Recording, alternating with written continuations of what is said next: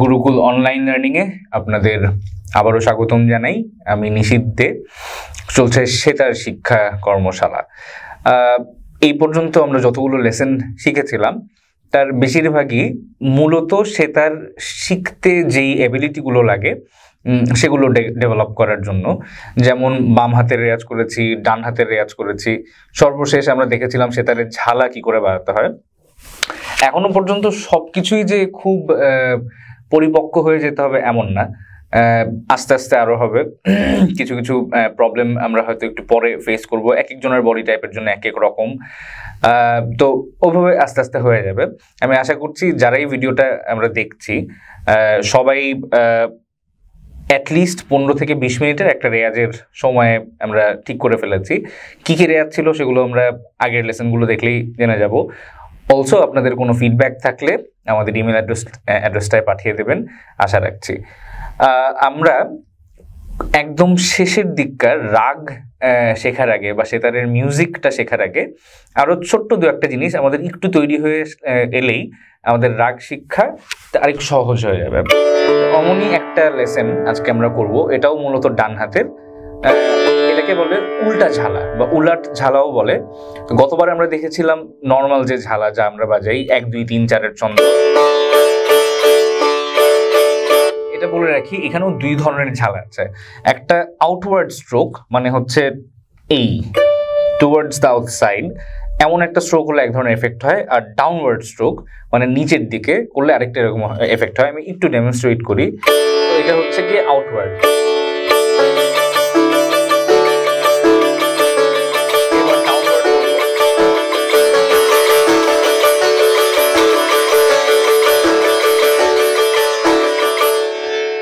এই দুইটার এফেক্ট দুই রকম এবং দুটোই আমাদের বিভিন্ন সময় লাগবে।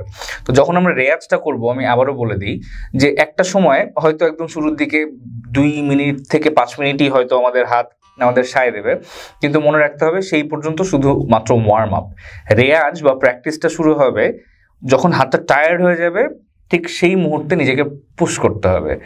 পুশ করতে করতে যতখানি আপনি যেতে পারবেন সেই সময়টুকু আসলে রেয়াজ। এর আগে হচ্ছে ওয়ার্ম আপ। তো ওয়ার্ম আপ করে বিশেষ লাভ আসলে হবে না।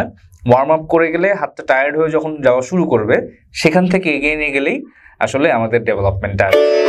তো এবার উল্টা ঝালা, এটাও একটা বেসিক রেয়াজ। আমরা যখন সেতার নিয়ে বসবো তখন বাজনার রেয়াজ হবে একরকম আর সেতারের রেয়াজ হবে আরেক রকম। আমরা এই মুহূর্তে সেতারের রেয়াজটা মূলত দেখছি। তো আমরা এই পর্যন্ত যা যা শিখলাম, 3/3 সারেগাম, তারপরে বেসিক সারেগামা পাদানিসা, এই বিষয়গুলো। এবার আসলে হচ্ছে গিয়ে উল্টা রেয়াজ, উল্টা ঝালা। সেটা কিরকম? তো আমি সা পর্দাটায় হাত রাখলাম। সাধারণ ঝালা হয় হচ্ছে একটা যা এবং 3টা চিকারি অথবা চি। এবার আমরা ঠিক উল্টা করবো, একটা চিকারি প্রথমে এবং 3টা দা।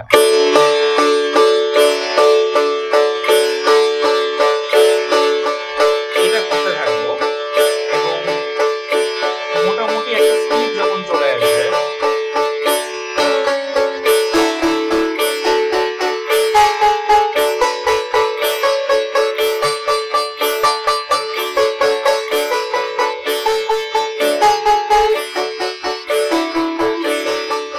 আমরা যে কোনো কম্বিনেশনের নোটই নিতে পারি, কিন্তু আমরা এইবার নিলাম হচ্ছে নি রে গা মা ধা নি সা, সা নি ধা পা মা গা রে সা, এরকম একটা।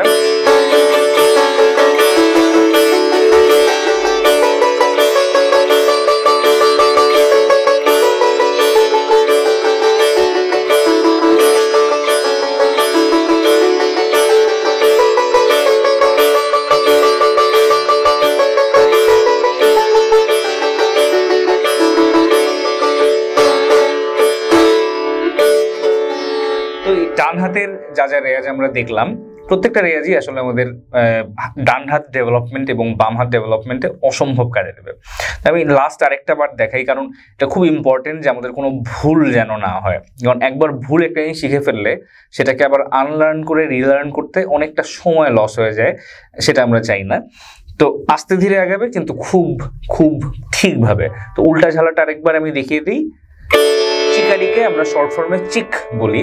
তো চিক ডা ডা ডা, যথেষ্ট জোর প্রথম দিকে স্টুডেন্টরা করে কি যে জোরটা একটু কমে যায়, হাতের জোরটা একেবারেই কম দিলে হবে না, যথেষ্ট শক্তি দিয়ে যত লাউড আওয়াজ বের করা যায় তত ভালো।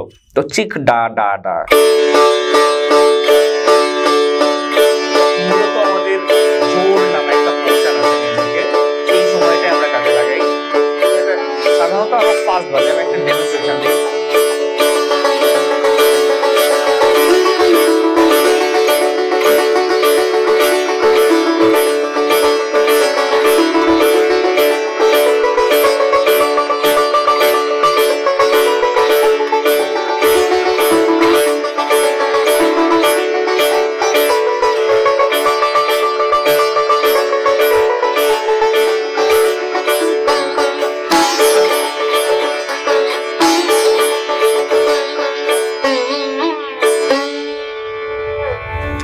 আজ এই পর্যন্তই, আগামী লেসনে আবার দেখা হবে, ভালো থাকবেন।